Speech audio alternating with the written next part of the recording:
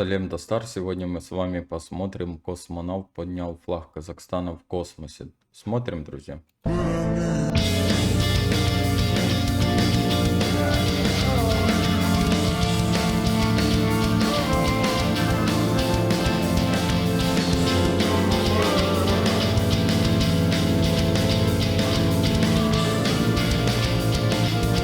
Священную книгу взял с собой.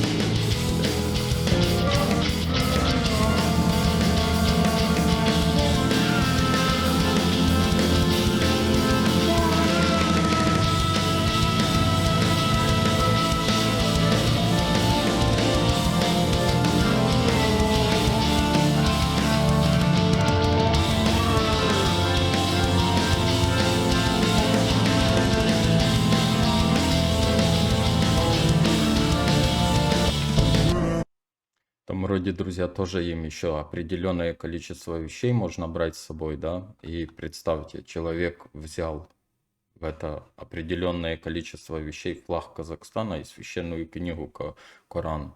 Красавчик.